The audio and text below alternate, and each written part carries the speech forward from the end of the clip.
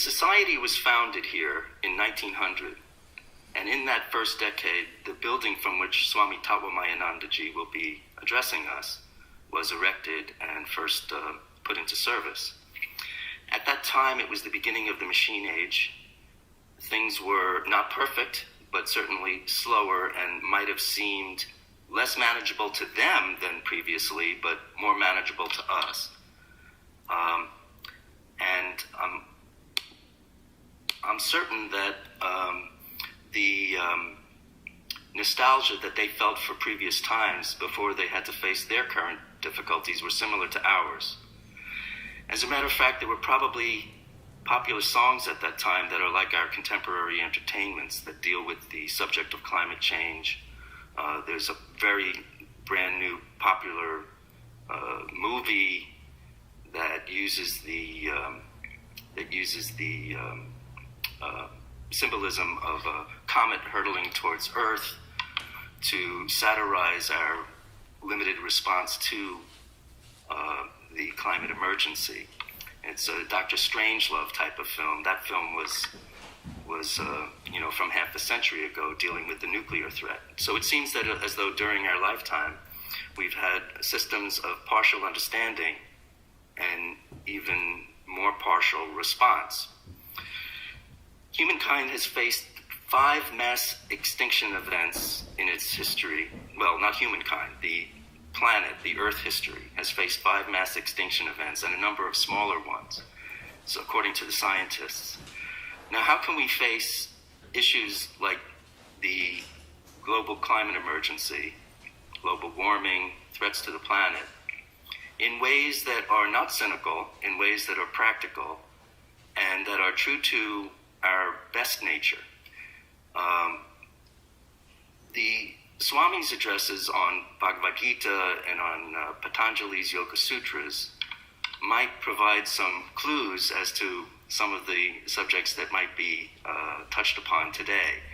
The ability that we might have to persist in our better natures, for the perseverance of our spirituality during times that feel like actual or real Holocaust. The gap between what we feel we ought to do and what we end up doing, and the psychology of behavior that goes into that.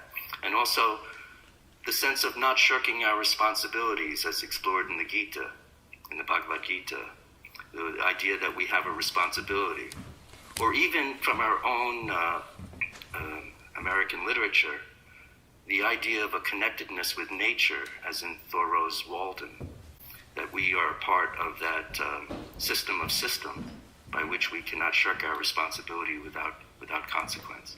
So without being too political, I do want to encourage us to come together, form our questions, and enjoy and benefit from the address of Swami Tattwamayananda.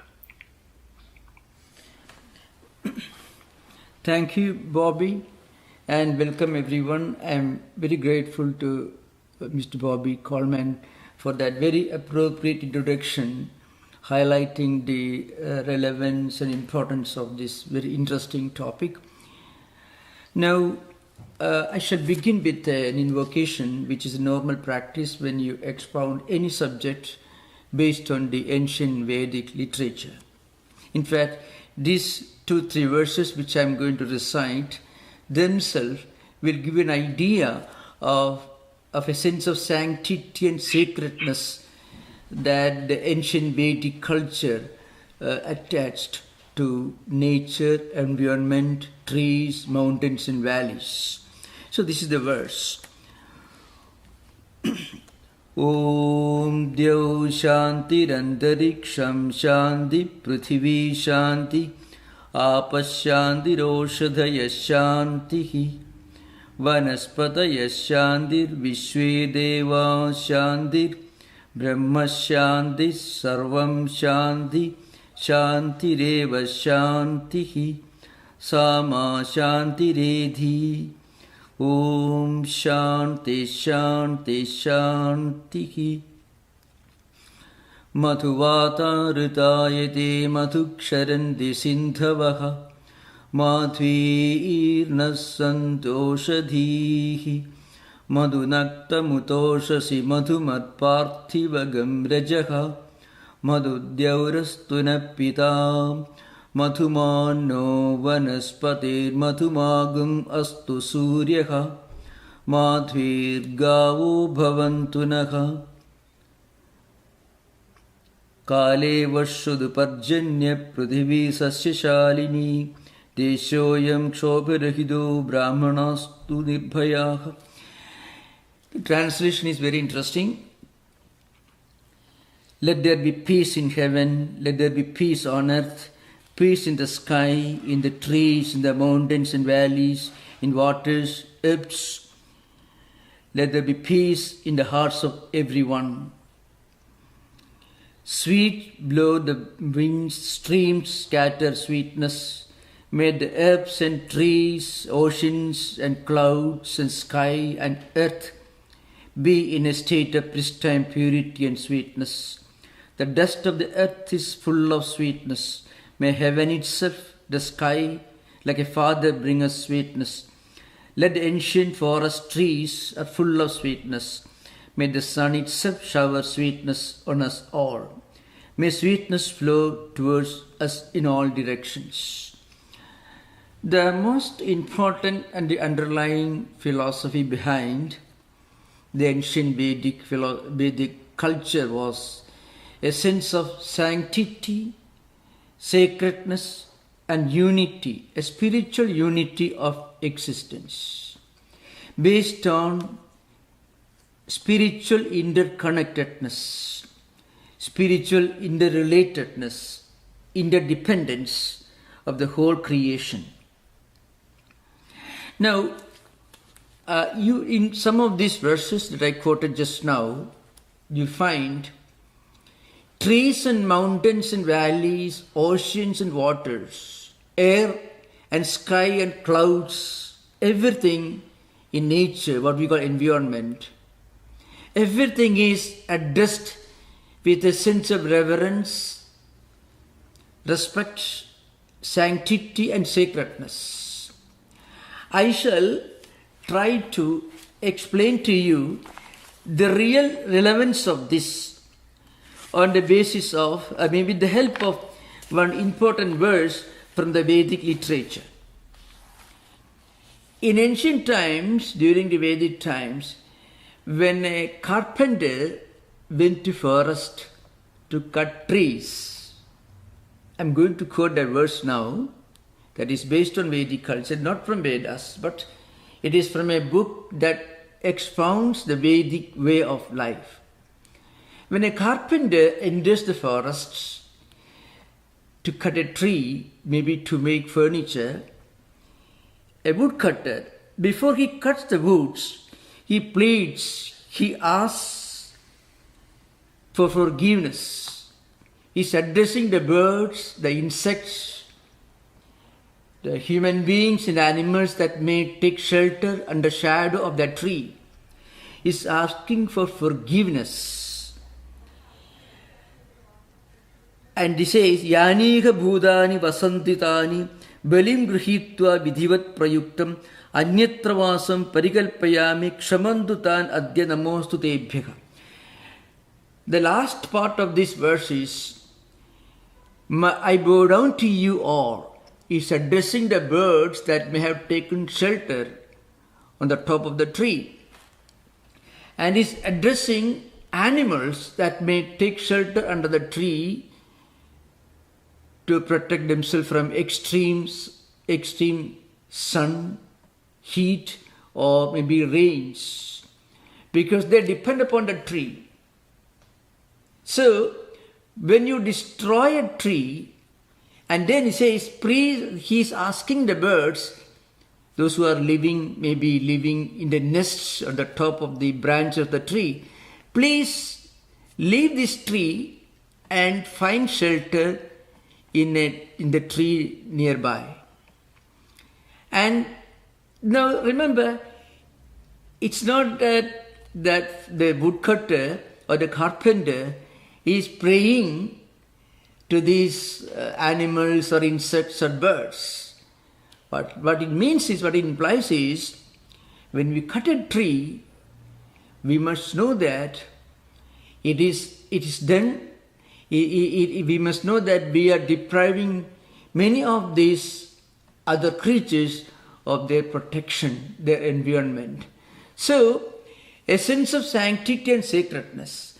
Now, in modern times, we won't be able to do that. But we can borrow from Vedic literature this sense of sanctity and sacredness. When we cut down trees in the forest, we must know that we should not overdo that. We should not go to an extent of spoiling or destroying the environment, deforestation, the flight of birds, then the migrating birds stop flying, the meadows vanish, rain stop coming, droughts follows, floods come. All this happens when we violate this Mother Earth. So Earth itself was considered to be like a sacred mother.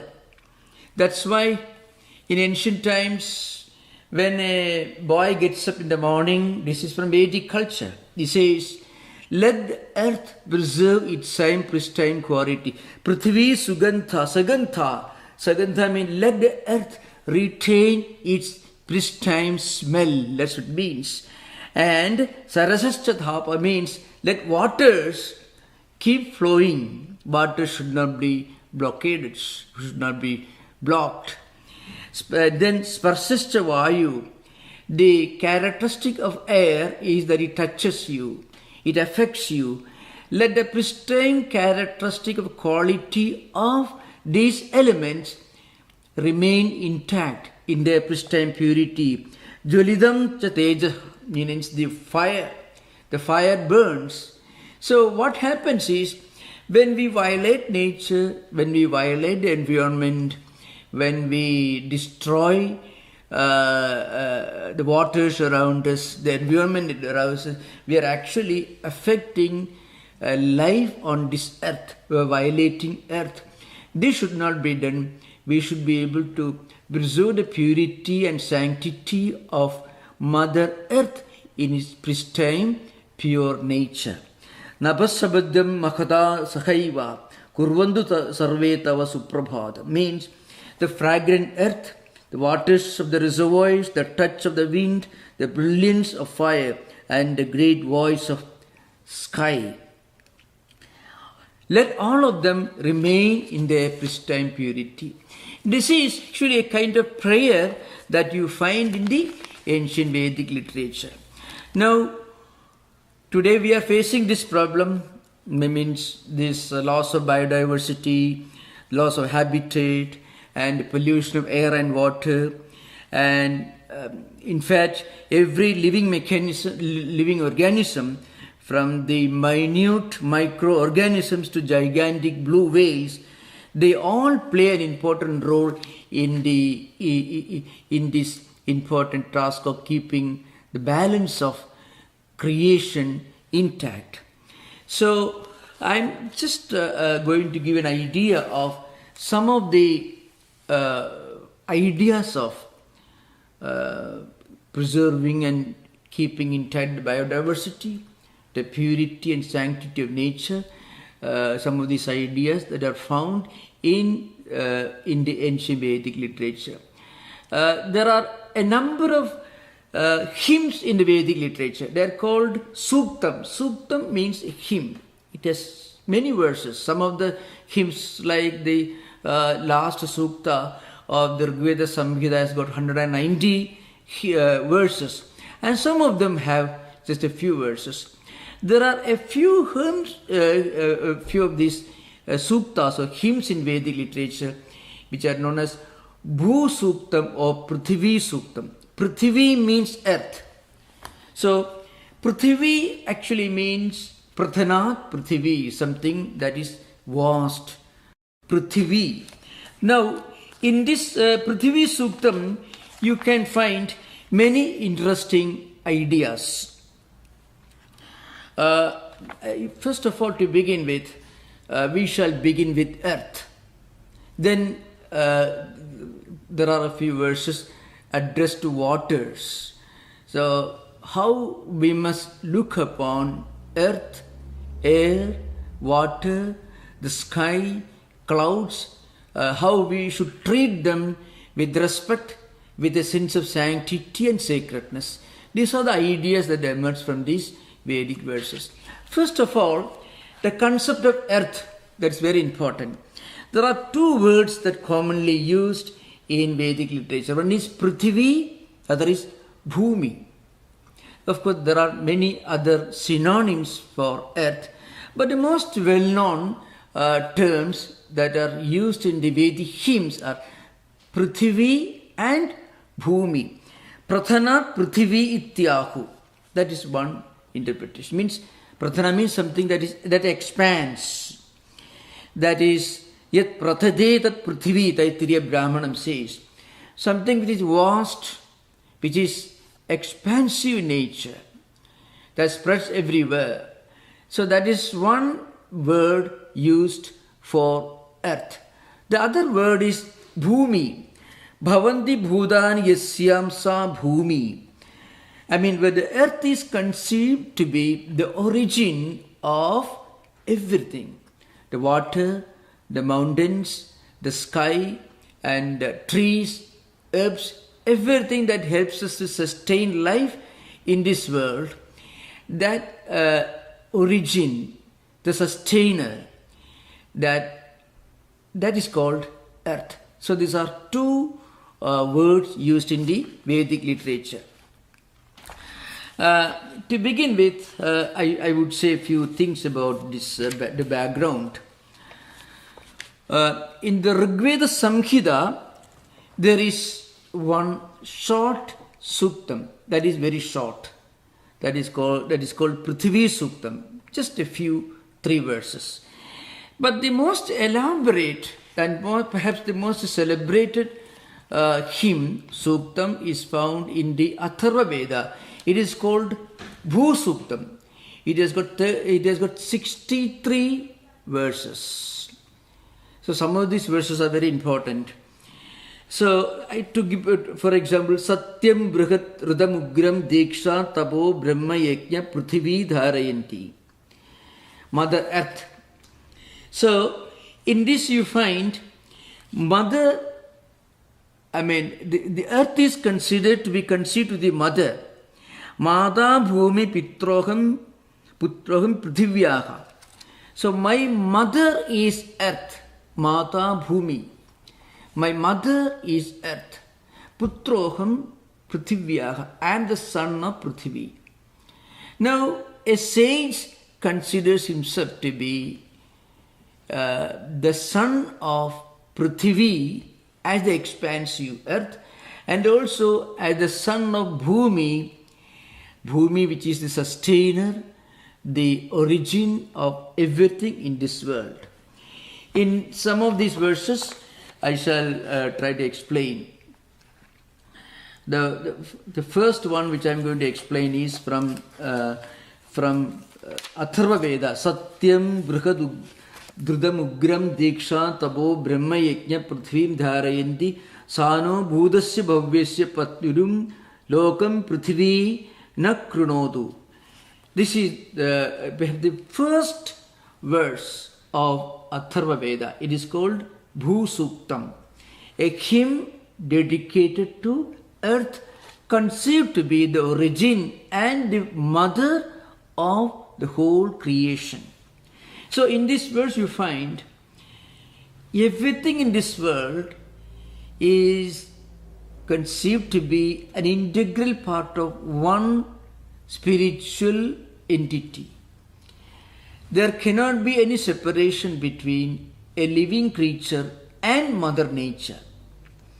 If you forget your interrelatedness or interconnectedness to Mother Earth, and if you violate the existing rhythm, the existing balance of Mother Earth by cutting trees, by constructing a big dam, blocking the natural flow of a big river, or perhaps by digging Mother Earth in search of valuable minerals or metals.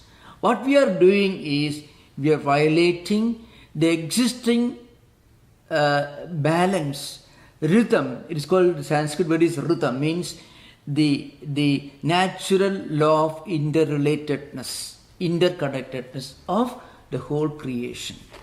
So that's why anyone who wants to live in harmony with nature should practice truthfulness, satyam, self-restraint, and also a give and take policy, and again self-control and respect for all living creatures.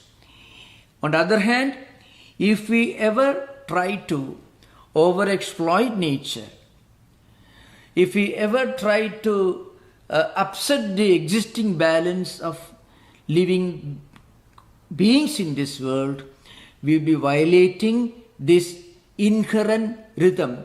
The word rhythm in Sanskrit and Vedic literature, you find the rhythm. Rhythm implies an invisible thread of harmony and interconnectedness that exists in the whole creation. For example, according to this principle, if you pollute the air, you are, on the one hand, you are violating the purity of Mother Nature. On the other hand, you are also endangering human life. Similarly, when we dig deep into nature, into Mother Earth, in search of, digging deeper and deeper in search of valuable gold or bauxite or iron ore or coal, whatever it may be, we are violating Mother Nature.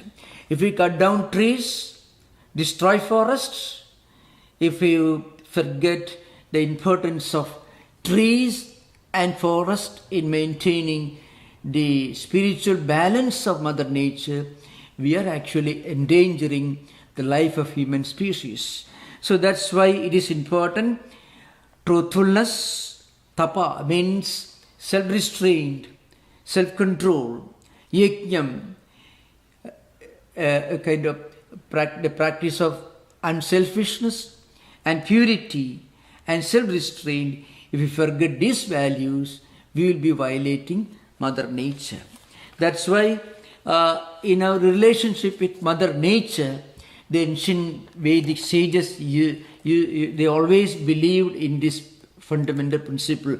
Mata Bhumi Putroham Prithivyaha. Aham Prithivyaha Putra means I am the son of Prithvi. I am the son of this Mother Nature. And I am the son of this Bhumi. Bhumi means this Mother Nature that sustains and supports all living creation. This is the idea behind that you find. Now, these ideas are further elaborated. Their relevance is perhaps this. We have to use science and technology. We cannot go back to the times in which the Vedic sages lived. Many of these verses, they are from maybe 5th millennium BC. That means 7,000 years ago. So we cannot go back to those times. But the underlying principle of interrelatedness of the whole creation, that is the central philosophy of Vedic concept of environmental preservation. In that respect, you find it has got a great relevance to our times. That means we cannot live independent of nature. If we pollute, if we violate nature, we will be endangering our own life. So we should treat nature, look upon nature with a sense of sanctity and sacredness and purity. Sense of sanctity. The trees are sacred, the air is sacred, the waters are sacred. In fact, maybe tomorrow I shall deal with another very important suktam. It's called Apa Suktam. Apogishta Mayo Bhuva. You can in the Veda Samhita. There's a long there's a long description of the purity and our dependence on pure water. It's called Apasuktam, a hymn dedicated to preservation of purity of water. You find Rigveda Samhita that we will deal with maybe tomorrow. So, science and technology have made life more comfortable, have brought a revolution in our communication, in our transportation. We are able to live much more comfortably. But at the same time, if you are able to make use of, you are able to retain sanity, then we have to exercise, we have to make use of this wisdom from the Vedic literature. Make use of nature, but at the same time, treat nature with sanctity and sacredness. After this, I shall deal with this well-known sukta in the. It's found in the Rigveda Samhita. So it comes. Those of you who are interested, later you can see it comes in the fifth mandala. So Rigveda Samhita is divided into 10 sections. Each section is called a mandala. Altogether, Rigveda Samhita contains more than 1,000 suktas and more than 10,000 verses. 10,000 verses divided into different suktas, more than 1,000 suktas that you find in Rigveda Samhita. And the whole text is divided into 10 mandalas. In the fifth mandala, there is one important section called Prithvi Suktam. Prithvi Suktam is very, very famous. Badidha Parvadanam Khidram Vibhashi Prithvi Prayabhumim Pravattam Mahita Samati. So you find, Hey Prithvi, the Vedic sage is addressing Mother Earth.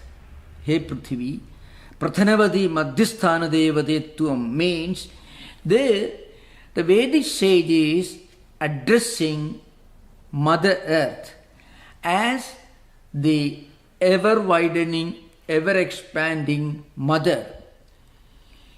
And then the Vedic sage says, Itha Bats He Mahini Pravitvidi, Idam Andariksha Satyam. And the Vedic sage addresses this Prithvi as the absolute truth. Because she is the one who in truth preserves the Vedic culture, and also that's why Prithvi is sometimes treated as Dharitri, means the one who bears everyone, the one who sustains everyone, the one who protects everyone. And this Mother Earth is Utkarshavati. You are the one who pleases everyone, you protect everyone, you provide everyone with food, with water, with sustenance, with everything. So there are in the commentaries, of course, some of the Vedic sages mention that when you do something, when you do any act of violence against nature, like cutting a tree, you should chant a few Vedic mantras as an act of repentance. So there's a verse here, Paladanam tu vrikshanam chedane japyam vrikshatam gulma vallida ladanam cha pushpidanam cha virudham. It's very interesting. This is from Manu Smriti. It's called Manu Samhita, which is actually a book which expounds the Vedic way of life. What it says is, when you cut a tree, which is a fruit-bearing tree, Paladanam tu vrikshanam. Vriksha means tree. When you cut down a fruit-bearing tree, then as an act of repentance, Japyam Rukshata means you should recite 100 verses from Rigveda. Gulma Valliladanam cha Pushpidanam cha Virudham. Similarly, when you cut bushes, shrubs, or especially those, these tiny twigs that grow around bigger trees, parasites, then you should recite 100 Vedic mantras. So what maybe in ancient time this was done as a ritual, but the underlying principle is we should keep Mother Earth pure, and trees and mountains, clouds and air and water, these are the gifts of nature. If you pollute, if you destroy these gifts of nature, then we should recite the Vedic mantras. This was done, perhaps it was recommended as a ritual, but going beyond that, it has got another significance. You should not do any of these things recklessly, because Mother Earth is sacred. And they are coming Stoma Stva Vijarini Pradishto Viktihi Prayavajanne Heshantam Perumasya Sarjini. So means He Vicharini Arjuni, and this Prithvi, the Vedic sages addressing Prithvi, that is, this is Sayana's commentary. Vividham Charanashile Subhravarne Prithvi.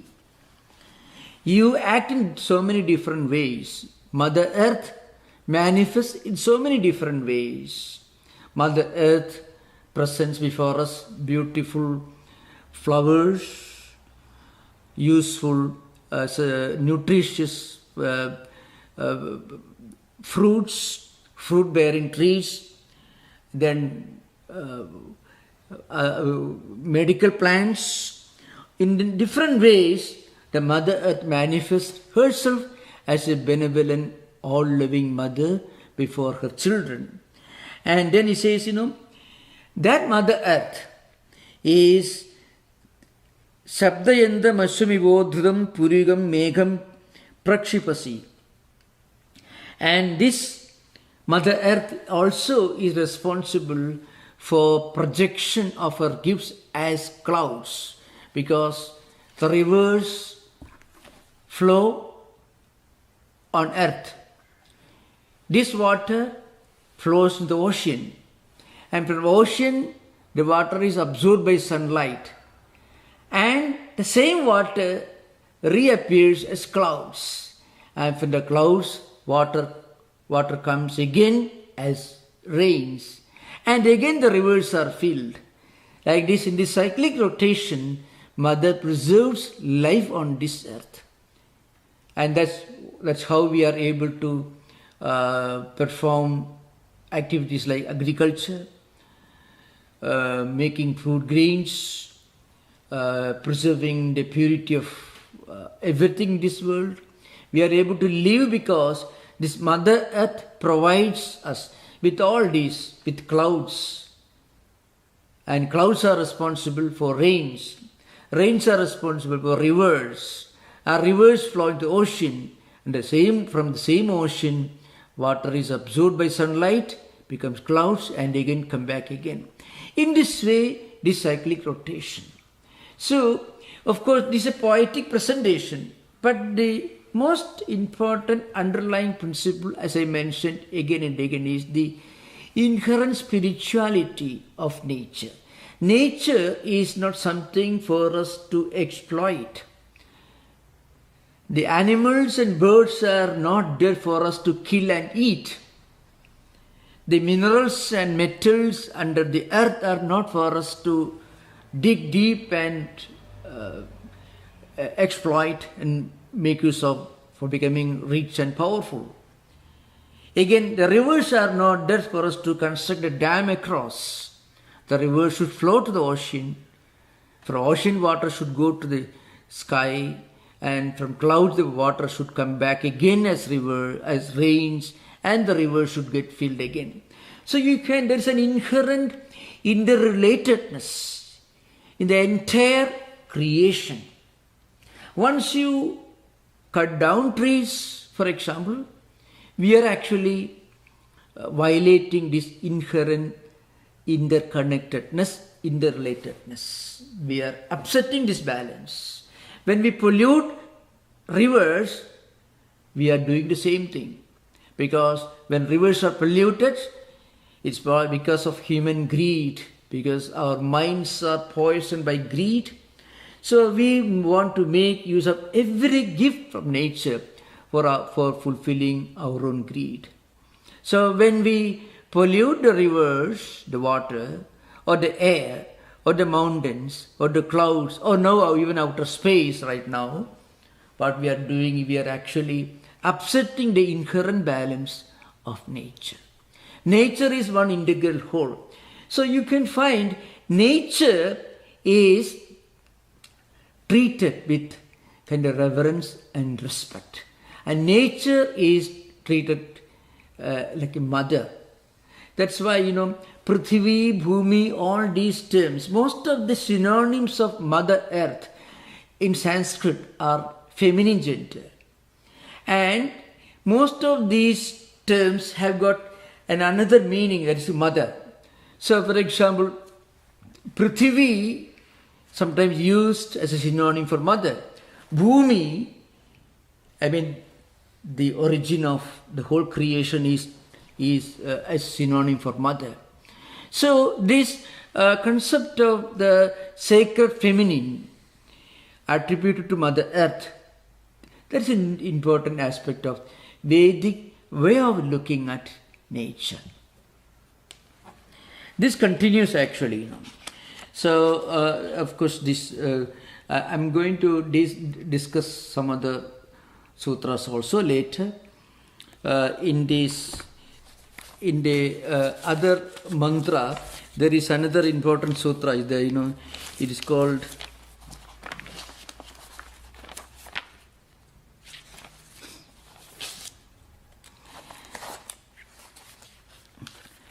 one mantra in Atharvaveda says, Yatte madhyam prithvi yachanabhyam yasta urjas tanvaha sambabhuvu trasu no dehyabhipna pavasva mata bhumi putro aham prithivyaha parjanya pida sauna pipartuhu.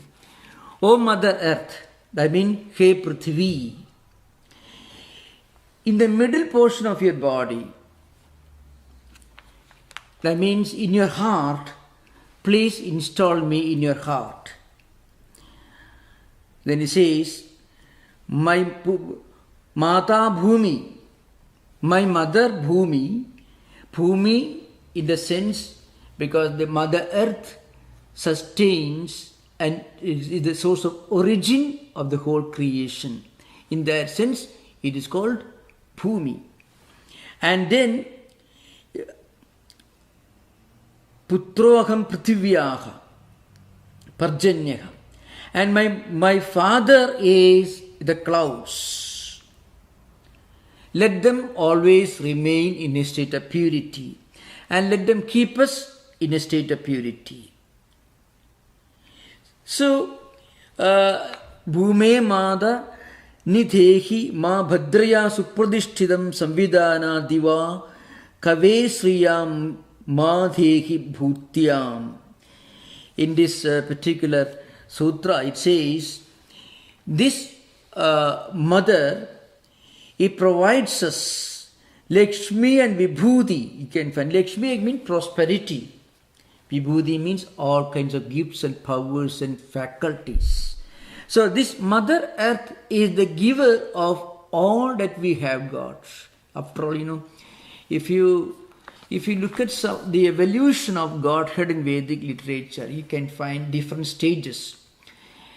At the early stages of this evolution of the concept of the divine in the Vedic literature, you can find this pantheism and pantheism. So pantheism equates the phenomenal world to God. Pantheism implies there's a divine inherent spirit within everything in this world. Now, in the Vedic hymns you find at some stage, at the early stage of the evolution of Godhead, external nature is equated with the divine Godhead. But then later on, when at the level of polytheism, a divine hand, a divine destiny is conceived to be behind every natural phenomena. So there is a divine spirit behind the clouds, there's a divine spirit behind the rivers for the Varuna, there's a divine spirit behind air like Marut. So you can find the implication is, of the commentators will make it clear, the implication is everything in nature as a connection with divinity. It doesn't mean that the Vedic sages were worshipping rivers as God or mountains as God, not in that sense. But at the same time, rivers may not be gods and goddesses, mountains may not be gods and goddesses, but you'd admit the fact that everything in nature has a connection with the inherent divinity of life as a whole. If we forget that divine connection, then immediately we may think of everything in nature as tools for fulfilling the needs of demands of our greed. We may look upon entire nature just as it's something that God has given us to exploit and make use of for our own greed. In that respect, you can, the Vedic sages have made a great contribution, the inherent divinity behind natural phenomena. Bhume Mada Nidhehi Ma Bhadriya Supradishthidam Samvidana Diva Kave Sriyam Ma Dhehi Bhutiyam Agnir Bhumyam Oshadishu Agnimabo Vivatya Agnishu, etc. The earlier mantras which I recited, the invocation, Dyav Bhumi Randariksham Shanti Prithivi Shanti Oshadaya Shanti. In these mantras, which you can find in the Yajurveda Samhita, let there be peace on earth, waters, sky, mountains, valleys, rivers, herbs, and so on. There will be peace on this earth only if you look upon them with a sense of sanctity and sacredness. In other words, there is an element of spirituality in nature. Nature is something that is to be treated with a sense of sanctity and sacredness.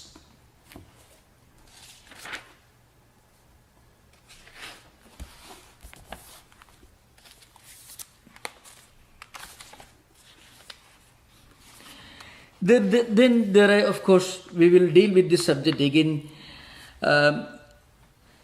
In the Vedic literature, not only earth and air and waters, but other aspects like, for example, fire, clouds, herbs, all these were dealt with a sense of respect. For example, Vayu, air. Vayu represents the natural phenomena of wind.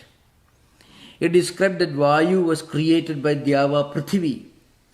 Now, air is treated as a spiritual part of Mother Earth. We can imagine that when we pollute air, when air is polluted, it again becomes a problem for the whole humanity. So if you look at the history of humanity, every time when we violated the inherent purity of natural phenomena, nature itself has retaliated by creating innumerable forms of maladies, diseases, different kinds of sickness. I mean, every kind of sickness is a reaction, is a retaliation from nature when we violate the inherent rhythm of nature. That's why in the ancient Indian school of medicine, a perfectly healthy person is defined as a It's called Prasanna Atmendriya Manaha Sustaita Vidiyade. Who is a healthy person? A person whose body, metabolism, mind and also soul are always in a state of perfect balance, interrelatedness, harmony. Such a person is called a healthy person. Health is nothing but a state of inherent harmony. And we can remain physically and mentally healthy if we can always remember that we are part of nature. We cannot be away from nature. We cannot consider ourselves to be masters of nature. Nature is not something that we can exploit and then live a happy life. We can never live a happy life if we violate the inherent purity of nature. This idea was conceived again and again in innumerable Vedic statements, and the most important one of them is Satyam, Vritam, Dharma. These three important principles which constitute a philosophy of interrelatedness and interconnectedness you can find. For example, Satyam. Satyam is truthfulness. When we are truthful to ourselves and when we are truthful to others. And again Dharma. Dharma is righteousness, morality or ethics or whatever you may call. So when a person is established in truthfulness and when he is established in moral conduct, then naturally he will be established in Vritam. Vritam is, as I mentioned earlier, Vritam is this harmonizing principle behind natural phenomena. You can find this if you observe nature. If nature is left to itself, if man doesn't violate the fundamental rhythm of nature, if nature can be left to itself, then we can live a happy life. Because there is an inherent interrelatedness, a sequence and a harmonizing principle behind nature. If, for example, different seasons, and then the sequence of events, you can find a inherent interconnectedness. If you cut down trees, that will cause some climate change. It can bring down the rainfall. When rainfall is gone, there will be droughts, there will be famine, there will be death and misery. The same thing happens when we pollute air. The same thing happens when we exploit other living creatures for our own food. As we already know, of course I'm going to those details, the COVID itself is actually a natural is a natural result of our violating the sanctity of other living beings. So when we violate nature, when we violate air, when we violate forest, trees and mountains, and when we violate the lives of other living creatures, nature also retaliates. There will be a consequence. And this retaliation can take different forms. Sometimes it can take different forms of, maybe the form of a war, famine, drought, starvation, sometimes pandemics, all these things happen. So in the Vedic philosophy of life, you can find this emphasis again and again. We should keep our environment in a state of purity and sanctity. And we should look at nature with sanctity. We should deal with nature, we should treat nature with sanctity.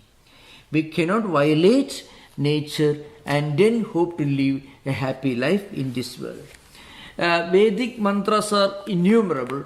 In fact, the most well-known, the Purusha Suktam, Sahasrasesa Purusha Sahasasha Sahasrapad Sabhumim Vishwadu Avurta Atadishtata Shangulam. You can find this mantra tells you Purusha, the absolute reality is conceived to be an all-pervading, omnipresent divine reality.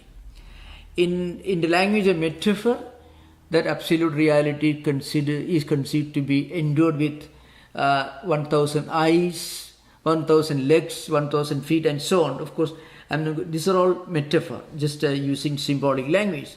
What it means is, this absolute reality is present everywhere, and this absolute reality is present in everything. So, there is one divine principle, and that divine principle is present in everything, including external nature, environment. So climate change or global warming, all these actually happen when we try to disturb the existing equilibrium of nature. If we can allow this equilibrium to remain intact without disturbing it, then we'll be able to live a happy life in this world. Of course, we cannot go back to 70 million BC, we cannot. We are already reached right now a stage as a result of this developments in science and technology. But even in the 21st century, if you can remember this ancient message coming from Vedic literature, that nature is sacred, the air is sacred, the water is sacred, the trees are sacred, the clouds are sacred. Not that they are gods and goddesses, but they should be dealt with a sense of sanctity and sacredness, because they all constitute one integral whole. They cannot be considered to be separate pieces of one reality. They all constitute one integral whole. There is an invisible interconnectedness, interrelatedness behind all this. One single act of violence against nature, it may be cutting trees, it may be an act of deforestation, it may be constructing a gigantic dam across a mighty river, blocking the natural flow of rivers, or it may be of course these gas emissions and coal-based industries developing and so on. All these are different forms of violating nature and causing global warming or climate change. I am not going to those details. Perhaps during interaction you can discuss those subjects.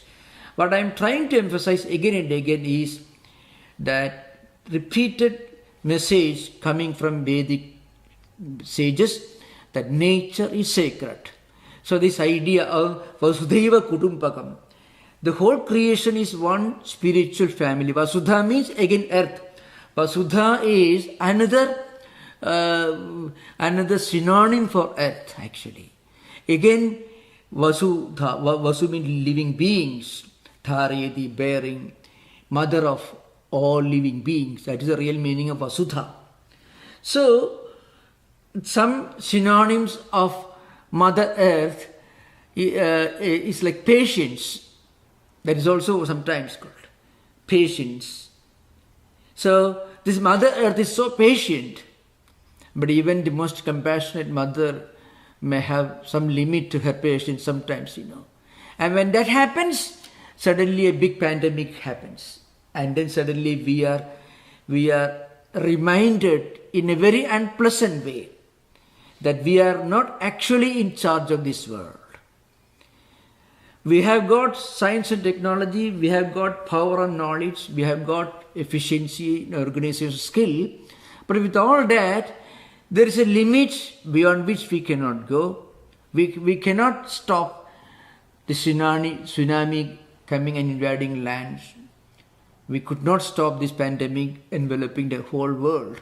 We may be able to control it, we may be able to address the problem, but we could not prevent this from emerging. So that means there is a limit beyond which we cannot go. And it's all because we violate nature. Sometimes people talk about we should protect nature. Actually, nature is protecting us. Sometimes we talk about we have to protect nature as if nature is in need of our protection. Actually, we are in need of the protection from nature. Nature should protect us. Nature has been protecting us before the Industrial Revolution. So, the Vedic sages remind us again and again, as I mentioned in my invocation, you can find this here, this Vedic Mantras which I recited just now. You know, this Kale Varshadu Parjanyaha Prithvi Sasyashalini Deshoyam Kshobharahido Brahmanas Nirbhayaka. May the clouds bring rain in time. May the earth be blessed with crops. May the peace of this our land remain undisturbed. May no one be subjected to fear. This one prayer, Kale Vashudu Parjanyaha, etc. Let there be rains on time, and let there be crops on time, and let there be peace everywhere. So, but this is possible only if we allow nature to exist undisturbed. If we don't disturb nature, the nature provides us everything. So that's the idea behind. The moment we disturb nature, then nature also disturbs us. Then as I mentioned, pandemics can happen, famines, plagues, tsunamis, global warming, all these terrible things will happen. So that's why the Vedic sages are reminding us again and again, the world is one. Vasudha eva kudumpakam. Vasudha means earth, creation. Eka means one. Kudumpakam means family. The whole creation is one spiritual family. That is the underlying principle that the philosophy of life that comes from the again and again. This is the great philosophy of life proclaimed by the Vedic sages. Means the whole creation, the whole humanity is one spiritual family. Not only humanity, I should correct here. It's not humanity. Whole creation, trees and ourselves, we are members of the same family. Clouds and air and human beings, they're members of the same family. In fact, the invisible iron ore or coal lying thousands of feet below our earth, they're also part of our own spiritual family. You dig 1,000 feet and bring the coal out. What happens if this continues? Then one day we won't be able to sustain life on this earth. So what it means, even the invisible iron ore or coal lying thousands of feet below the earth is part of our life. We cannot say that God has given those things for us to exploit, to make money and live a comfortable life. We'll be able to make money and we'll be able to live, but not a very comfortable life. It will be a very painful life. That's the idea behind. That's why I said, nature has to protect us. Nature is not in need of our protection. Because we may have power and knowledge and wealth, everything, but we won't have a healthy mind to enjoy the fruits of nature, fruits of science and technology. Science and technology can give us comforts, but we won't have the sanity to enjoy those comforts if we violate nature. That's a great message coming from Vedic literature. Again and again, in the entire Vedic Samhita, more than 1,000 suktas, close to 11,000 verses. In many of these verses you find this underlying principle. Again and again, remember, creation is one family. God has not created these animals, the coal, or iron ore, or bauxite, or gold, or trees and mountains for us to exploit, enjoy, sell and make money and live a comfortable life. We are all part of them. We and the iron ore and the coal lying thousands of feet below the ground, we are the same family. Trees and human beings, we are the same family. You try to cut down trees and you find maybe 10 generations later, your children will starve. Today, if we cut down trees, maybe a few generations later, our own next generation, our descendants will starve. So, we cannot detach ourselves from nature. Nature and man, they are members of the same family. This idea again and again you find proclaimed in innumerable Vedic verses. I don't have time to go through these elaborate verses, but during interaction you can discuss. You are most welcome. Thank you. Namaskar. Pranams, and thank you very much, Swami Tattwamayananda. I have scanned the online question and answer opportunities. I haven't seen any online questions yet. I'll do that again. I'll forward a question of my own, and I'll keep an eye out for hands raised from the Zoom audience, and I will then call on the Zoom audience to propose their questions directly. My question has to do with human behavior. And that is in the title of the address, and we'll be hearing part 2 tomorrow morning at 10 o'clock. This was part 1. There have been so many failures and omissions of response on the issue of environmental damage and its consequences. Much of the environmental science talks about catalytic events that accelerate the deterioration of the environment and the potential harsh consequences to life on the planet. I mentioned during the introduction that there were planetary high extinction events which did not end all life, and the scientists say that it actually accelerated evolution to the point that we're at now through the hardships that were experienced. One of the things that was revealed and that gets spoken of in the international climate change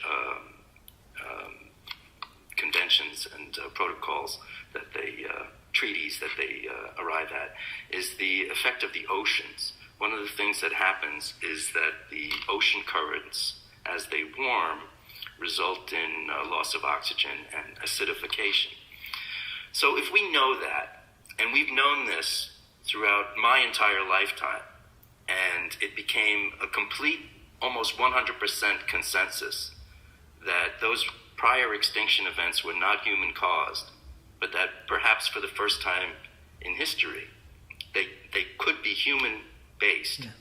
So the question is, what do we already know about human behavior that can influence, for positive effect, from the Vedic and Vedantic non-dualistic perspective? What do we already know that we can then marshal for the more appropriate response? For example, outside my window, I noticed last night the street lights burning. So everything that I try to do to minimize my carbon footprint is still influenced by the societal systems that don't respect nature in the way that we've just discussed. So what I'm hoping is that we can explore some of the behavioral things that can collectively help us through our understanding of Vedanta and the Vedantic traditions, how we can then use these interrelatedness of systems so that we can get to a better result, because the way we're going right now is calamitous. In fact, this interrelatedness or interconnectedness, the whole creation is philosophically based on the principle of Advaitic unity of existence. I mean, we cannot build a wall between us and the rest of our neighbor or other fellow human beings, other living beings. In fact, not only living beings, even nature. There cannot be a separation between nature and human beings. So this interrelatedness is philosophically based on the Advaitic concept of spiritual oneness of existence. There is no doubt about it.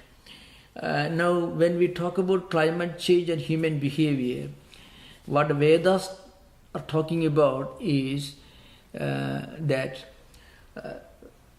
the entire natural phenomena, they're all changing phenomena. Still, they should be treated with respect and they should not be violated. We should not pollute their pristine purity.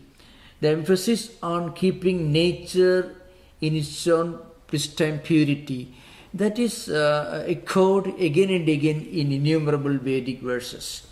So, philosophically speaking, the very idea of unity of creation is an Advaitic concept, in fact. In any non-Advaitic concept, you can see always a separation between us and nature. Trees are there for us to make use of. Animals are there for us to, again, maybe to consume our food or whatever it is. So everything is nature is for us to make use of. But in Advaita you find we cannot do harm to anything in this world without eventually doing harm to ourselves. So there is no otherness in Vedanta, in a non-dualistic system of philosophy. There is no otherness because the reality is one. So that Vasudhaiva Kudumbakam, creation is one spiritual family, is actually an expression of Advaita philosophy at the humanistic level. That's all. Thank you, Swamiji. I see a hand up, and I also see Rich's question in the chat, which I'll ask after Kathleen. Can you unmute yourself, Kathleen? Yeah. Thank you, Swamiji. Yeah. My question is that it seems to me in studying and wanting to know more through Vedanta about reality, it occurred to me that we're being spoken to as individuals, and we're learning about our individual responsibility in the whole and the interconnectedness, and how to respond or not respond in the ways of understanding how the manifest world, the earth, helps us to understand reality, Brahman, God, better. And in that way, everything is sanctified. What happens is when I see the calamity of our collective humanity, and what the collective humanity does in certain organizations when people get together to act as one, it seems to me then things are done or not done on huge levels, and that the devastation of our earth is an accumulation of these huge impacts of numbers of people doing these actions. And then I come back down to what is my personal responsibility and karma. And if I see something, say I see an act of a coal mining company excavating the earth for profit and harming the earth and people and itself, that causes a great deal of sorrow, and there's always a desire to try and want to fix that. And in understanding karma deeper, it's like, well, let's look at that wanting to fix it, and what is my responsibility? And Arjuna was instructed through Krishna as an individual.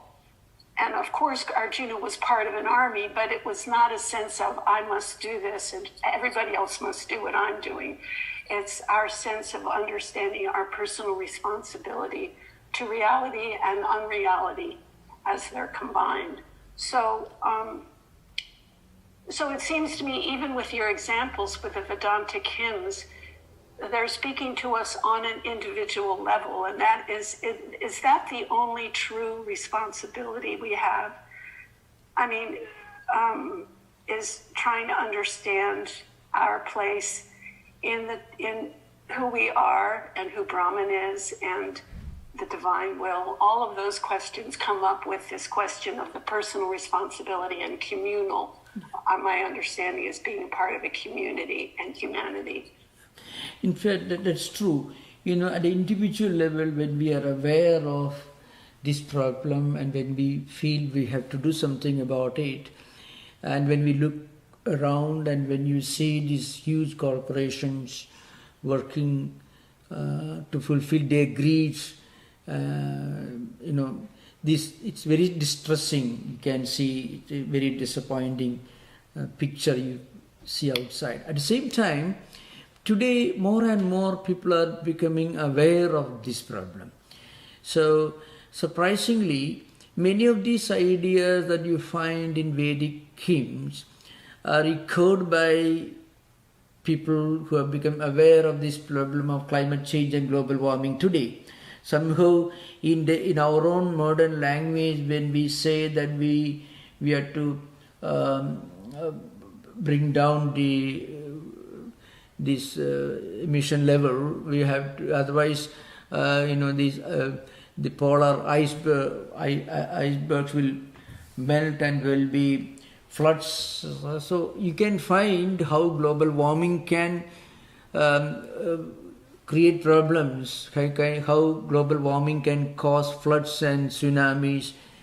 So when people talk about this, indirectly they are echoing many of the ideas coming from the Vedas. But what I want to especially emphasize is the idea that nature has to be treated with reverence, with a sense of sanctity. That idea that you find repeated again and again in Vedic literature, with a sense of sanctity and sacredness, that has not been fully recognized in modern times. We have to be careful about polluting air and waters or we have to be careful about deforestation of this industrial emission, So because it can cause damage, it can cause problems. But that is true, that is a practical level. But the underlying principle that everything in nature should be treated with respect and a sense of sanctity, that's because it's all part of one integral whole at the spiritual level. That spiritual aspect of this interrelatedness has not been so clearly recognized by many modern environmental enthusiasts. Perhaps they have not reached that stage, but they have become aware of the need to preserve environment. And the recent Glasgow climate change summit and all that are examples. World leaders have become aware of this. The G7 leaders and G20 leaders, they become aware of this. But going beyond all that, in the Vedas you find this ancient message that see for example this prayer which I mentioned, a carpenter or a woodcutter asking permission from the tree before cutting it and pleading the birds that may be living on the top branches of the tree, please migrate to the nearby tree. Well, it's an ancient hymn, but if you go deeper into that compassion for the birds living in that tree, or maybe with animals that may be taking shelter under that tree to save themselves from burning sun in summer, that aspect, the compassion, that is something very interesting, very touching. That is not being fully recognized. That's important. Even the COVID-19 itself is not unrelated to this problem. In fact, it cannot be detached from the problem we are discussing right now. The idea that the whole world is for us to kill and eat and enjoy. That concept, the entire world, whole nature is meant for us to kill and eat and enjoy and make and sell and make money and profit. And then we delude ourselves into thinking that we will be able to live a happy life. But our life is not going to be very happy, as has been proved. So there you can find the relevance of the ancient Vedic wisdom. Don't treat these animals and birds and trees with disrespect. And if you are treating them with disrespect, it's your own peril. That message is coming from the Vedic sages, that sanctity. Well, that's my question. It's coming at my own peril. I'll give you an example with the tree cutter. About 2 miles from where I live, there's a timber company cutting down trees, and there's a group of people demonstrating for them not to do it. There's a lot of legal questions that are being considered, but as a person who honors the sanctity of all life in that forest, what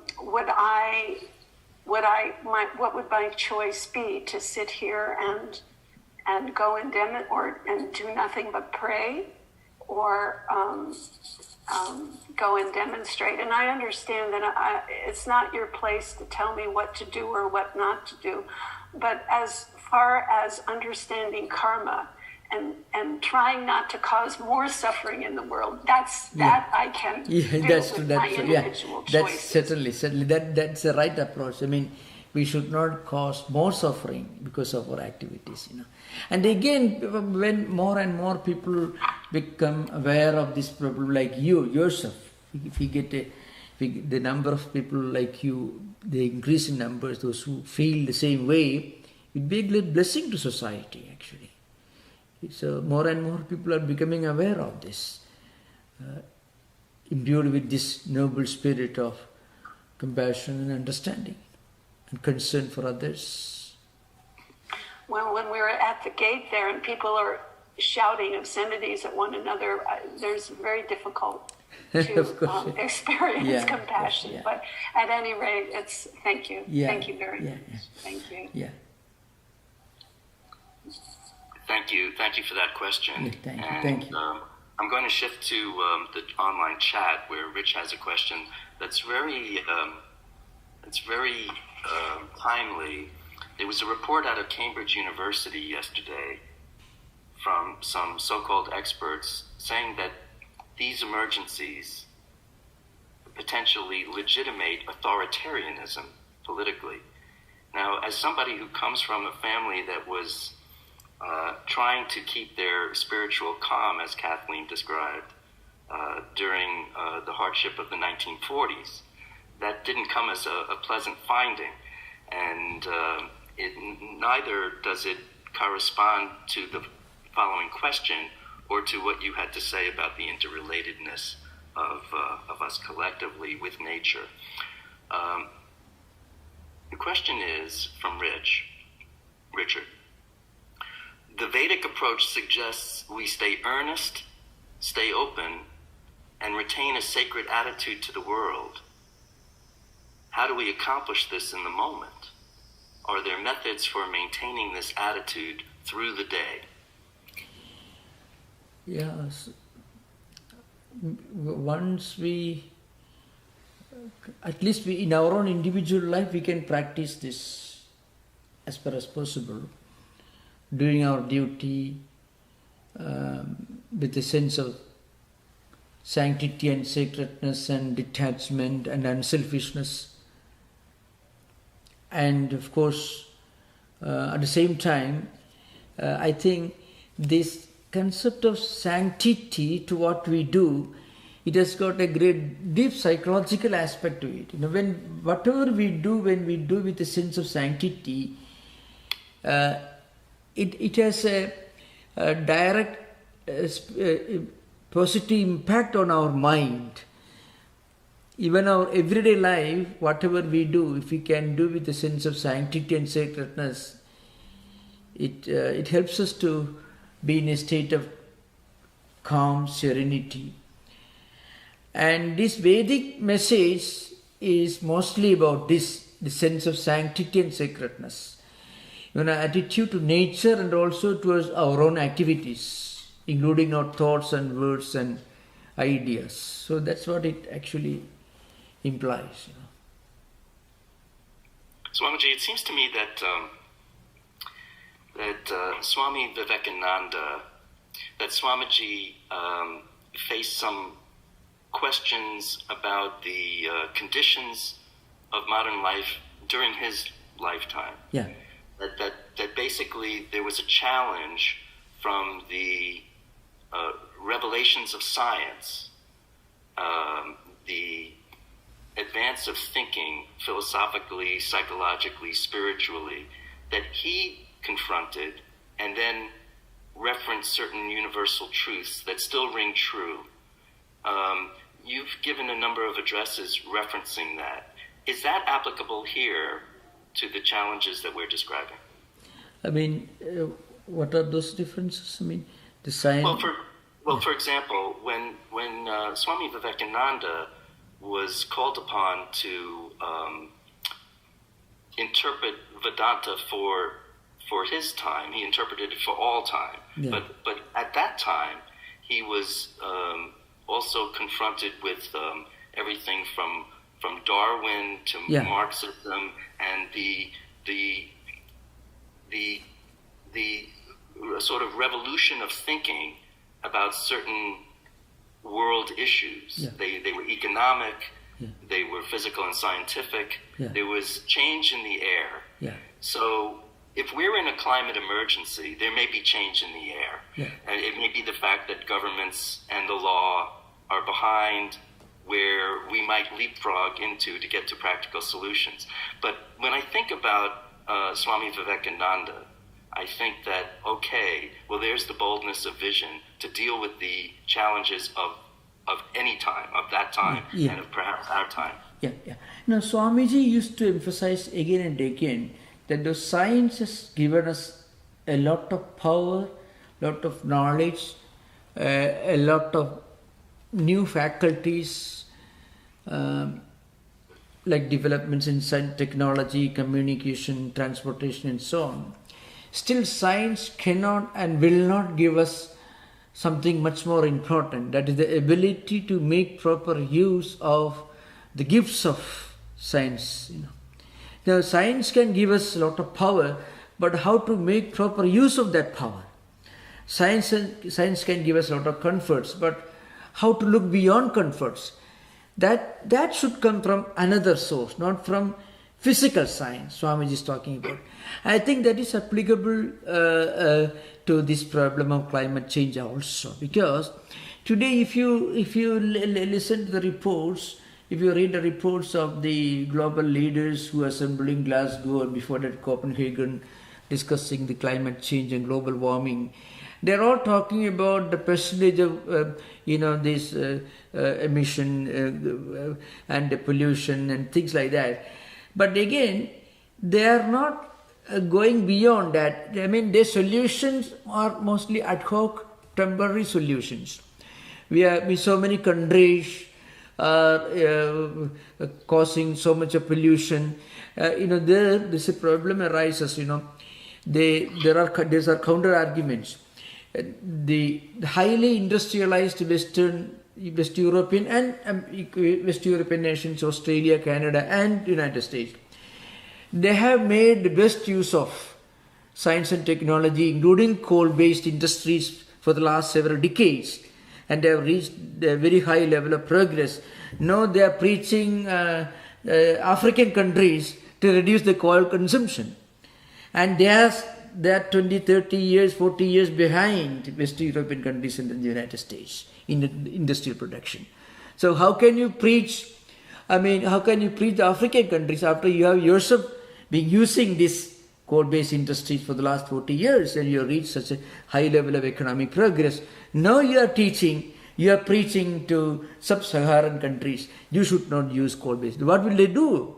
They can't afford to have solar energy system. They cannot have alternate energy system. They cannot financially, economically, they cannot afford these high-tech systems or alternate energy system. They cannot.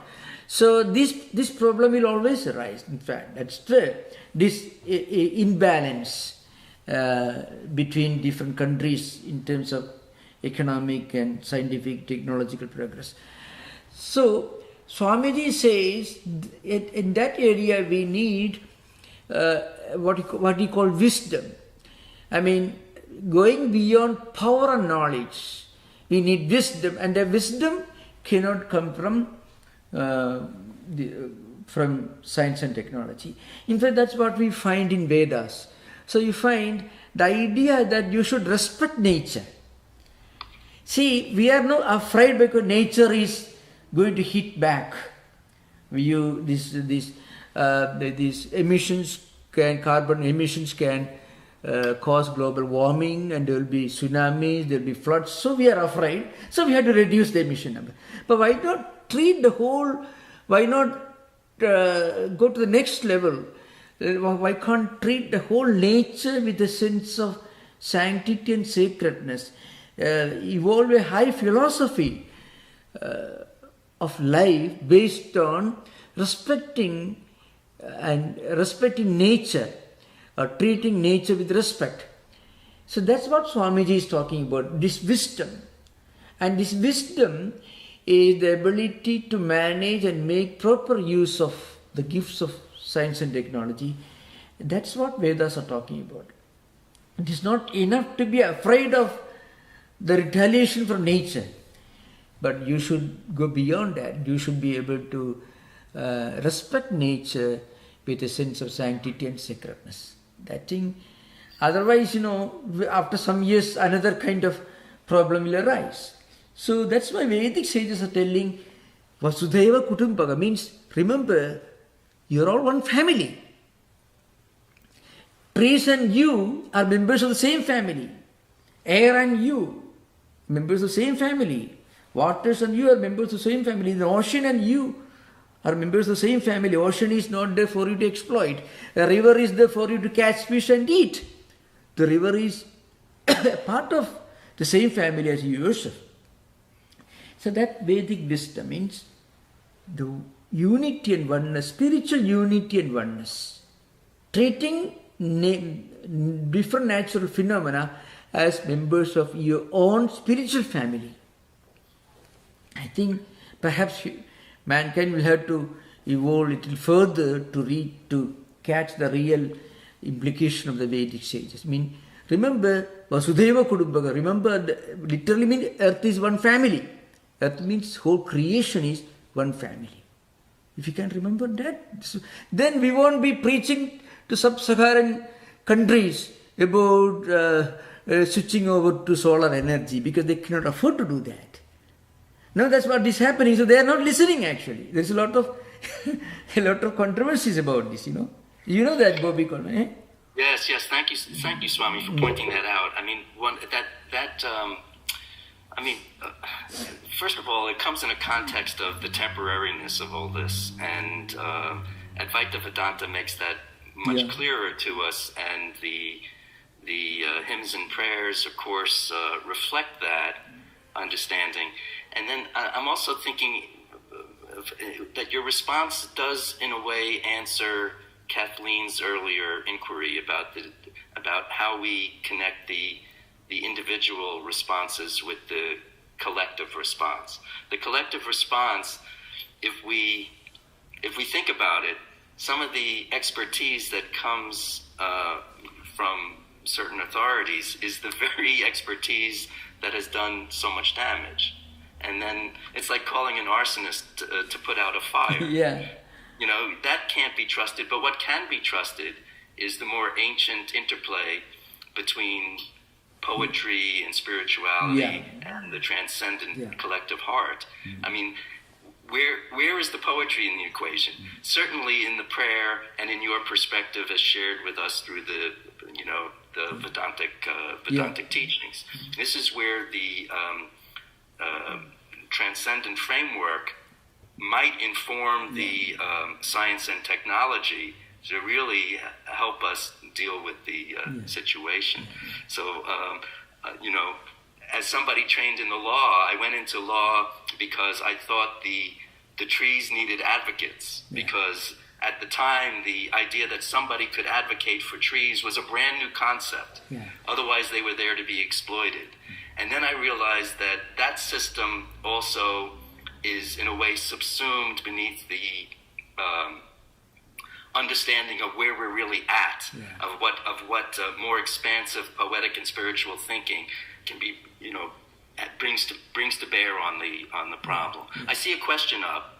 I see a hand up from Mark. Mark, would you please unmute yourself and ask the question? Pranam, Maharaj. Thank you. And Happy New Year to you. Happy New Year to everyone. Thank you. Happy New Year, everybody. I have a question that's, I hope, relevant to our discussion. It's what comes up for me. I'll start out with this morning I took a walk and I saw some rose bushes, a number of rose bushes. And I saw that some of the rose bushes were blooming profusely. And some of the other ones were not producing any flowers at all.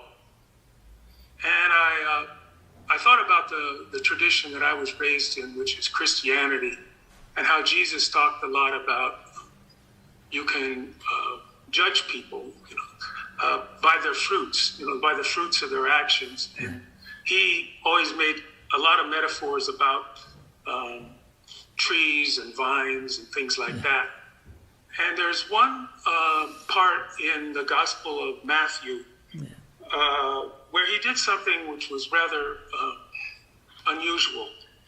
And I'll read it to you. This is Matthew 19. Yeah. Now in the morning, as he returned into the city, he hungered. And when he saw a fig tree in the way, he came to it and found nothing on it thereon, but leaves only, and said unto it, Let no fruit grow on thee henceforth forever. And presently the fig tree withered away. And when the disciples saw it, they marveled, saying, How soon the fig tree withered away? And Jesus answered and said unto them, Verily I say unto you, if you have faith and doubt not, ye shall not only do this which is done to the fig tree, but also if ye say unto this mountain, Be thou removed, and be thou cast into the sea, it shall be done. Yeah. So, on first thought, what Jesus did seemed rather cruel to the fig tree. He just kind of like cursed it, and it just died. And I thought, well, that's not a very good example for, the talk we've been hearing about saving the environment and the blessedness of the environment. But I'd like to get your comment on what Jesus actually did and what he said in this particular verse from Matthew. I think Jesus was just trying to emphasize the importance of faith. And we should not read more into that. He was just stressing and emphasizing the importance of faith, and that's very important. In spiritual life, or even in this subject that we are discussing, in a global warming, climate change, human behavior, faith is something very important. You can find many enthusiasts who have dedicated their whole life for preservation of environment, forests and ecosystems. Many great men and women have come forward with strong faith. In fact, so I think Jesus was primarily emphasizing the importance of faith in spiritual life. That's very important. Faith is the foundation of spiritual life. Not only spiritual life, any life, faith is very important. So we should not read more meaning into that about a fig tree. That's all. Jesus was demonstrating the importance of faith. That's all. So it's not so much about what he did to the fig tree. It's more about faith. That was just an about example. Faith. Yeah. Okay. Yeah. Thank you. Thank you, Swamiji. Thank you, Mark, for that question. And Swamiji, there are no more questions and no more hands up, but I do want to thank you for requesting my participation in this. It's a subject that has been very important to me and has motivated me throughout the years. And I'm very much looking forward to the continuation of this great discussion tomorrow. Oh, there is a hand up. There is a hand up. So I don't want to neglect that. But I wanted to finish what I was saying just for a moment, Kathleen. We're going to reconvene tomorrow morning at 10. And I'm very much appreciative of how far we've taken this discussion so far. It's been really wonderful, and I thank you for that. Kathleen? I just wanted to point out there is a question in the chat. I didn't see it. Oh, there it is. Okay. Yeah. Thank you, Kathleen. Thank you. I will ask the question.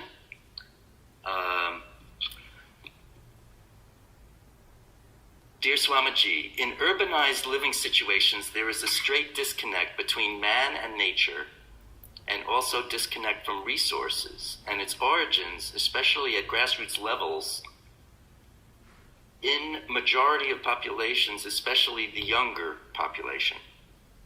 I was raised with periodic times like summer spent in farms, with animals, etc. So there is a mutual conception from that exposure and experience with nature. What do you recommend when that exposure is not available to everyone? How can one sow the seeds of these experiences of environmental connection and respect? Yeah, no, that's true. In urbanized living, it's very difficult to keep in close contact with nature. But still there are places where you can go and be closer to nature. Mountains, trails. At least when we see those places, we understand the importance of nature.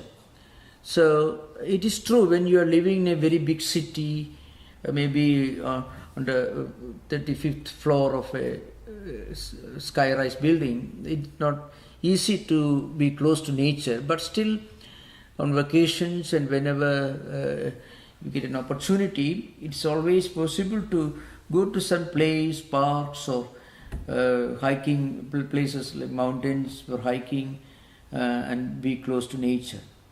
That is true. Urbanization has done a lot of damage to this, but we cannot, of course, it is an inevitable part of evolution of society.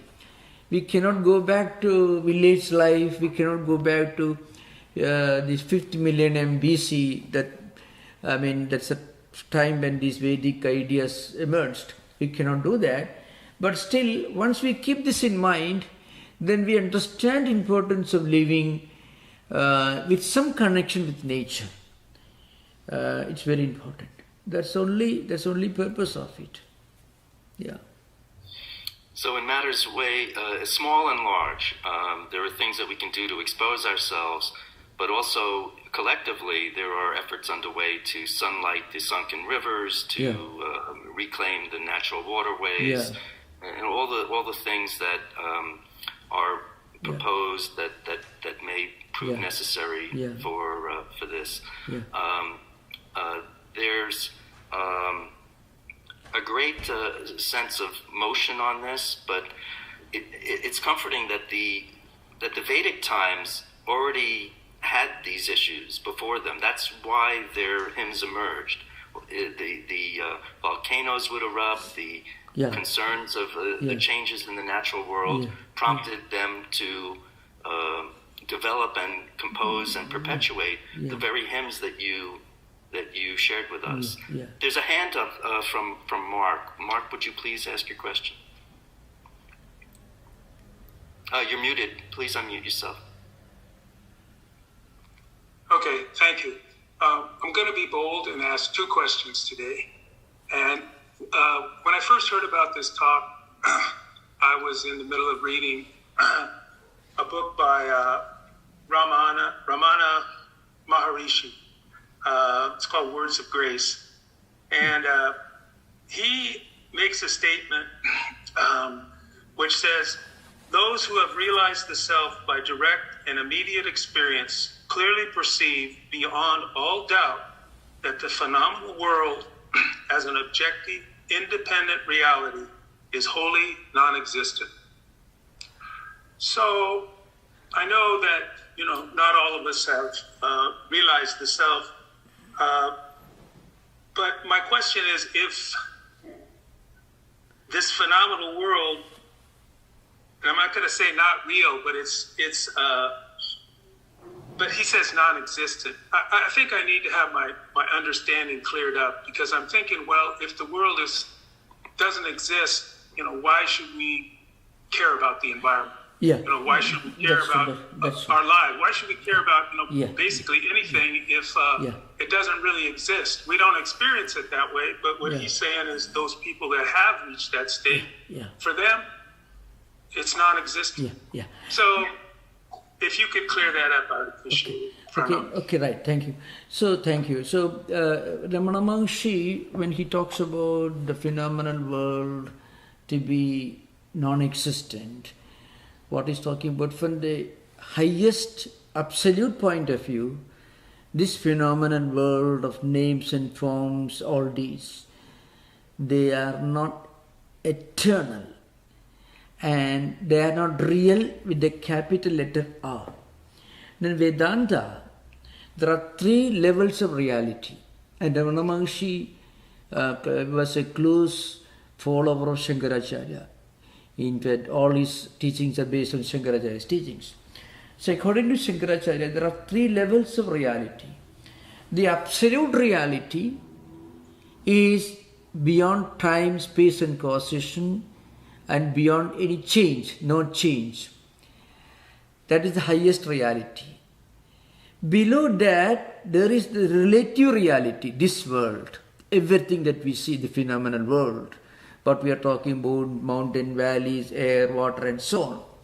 They are not absolutely unreal because we experience them, but they are not absolutely real because they don't remain the same all the time. In Vedanta, in Vedantic hermeneutics, something can be called absolutely real only if it remains unchanging in the past, present and future. If it is always the same, then only it can be called absolutely real in Vedantic perspective. And Brahman is the only reality which is absolutely real because it is changeless. It is beyond time, space and causation. The natural phenomena which belong to, which is within the jurisdiction of time, space and causation, they are real only in the relative sense. They are not real in the absolute sense. But they are not unreal in the relative sense. They are real in the relative sense. They are unreal in the absolute sense. So, the changing phenomena are not absolutely unreal, but not absolutely real. So, when Ramana Maharshi said it is wholly unreal means not absolutely unreal. These are 2 levels of reality, Paramarthika and Vyavaharika, the absolute and the relative. The 3rd level of reality, which is absolutely unreal, and that is something which cannot be even intellectually conceived of. For example, the horns of a hare. Hare cannot have horns. So, something which when you mention, it's obvious it doesn't exist. Like that. So remember, it cannot even be intellectually conceived of. That is absolutely unreal. So the absolute reality, the relative reality, and the absolute unreality. These are 3 levels of reality in Vedanta. So when Ramana Maharshi said that this world is not absolutely real, what he meant was it is only changing reality. At the same time, Ramana Maharshi also stressed the importance of practicing spiritual disciplines. So where do we practice spiritual disciplines? Living this phenomenal world. We are part of this phenomenal world. This body is part of the phenomenal world. Everything is part of the phenomenal world. So we can transcend the phenomenal world only by living in this phenomenal world. So, and for that we have to keep all these in a state of perfect purity. And surprisingly you find, if you observe the lives of great spiritual teachers like Ramana Maharshi, or anybody like that, you find they had a sense of sanctity even in their everyday activities, even in their everyday interaction with the external world. They had a sense of sanctity and sacredness. And this not only in the traditional Vedanta, even look at Jesus Christ or Buddha.